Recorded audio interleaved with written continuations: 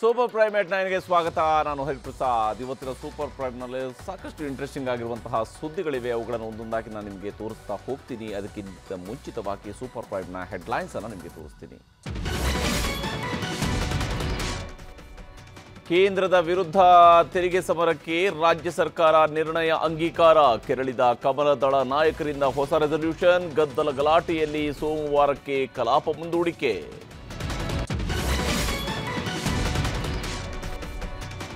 ರಾಜ್ಯಸಭೆ ಲೋಕಸಭೆ ಚುನಾವಣೆ ಗೆಲ್ಲೋ ಗುರಿ. ಬಿಜೆಪಿಯಿಂದ ಸರಣಿ ಸಭೆ, ಕಾಂಗ್ರೆಸ್ನಿಂದ ಡಿನ್ನರ್ ಮೀಟಿಂಗ್. ಸೋಮವಾರ ಎಲ್ಲ ಕೈ ಶಾಸಕರು ರೆಸಾರ್ಟ್ಗೆ ಶಿಫ್ಟ್.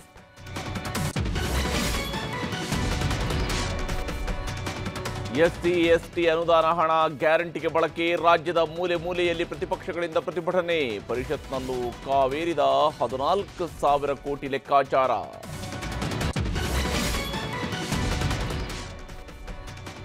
ವಾರಣಾಸಿ ಯುವಕರು ನಶೆಯಲ್ಲಿರ್ತಾರಂತೆ. ರಾಹುಲ್ ಗಾಂಧಿ ಆರೋಪಕ್ಕೆ ವಾರಣಾಸಿಯಿಂದಲೇ ಮೋದಿ ತಿರುಗೇಟು. ಇಂಡಿಯಾ ಕೂಟದ ಒಗ್ಗಟ್ಟಿನ ಮಂತ್ರಕ್ಕೂ ಪ್ರಧಾನಿ ಲೇವಡಿ.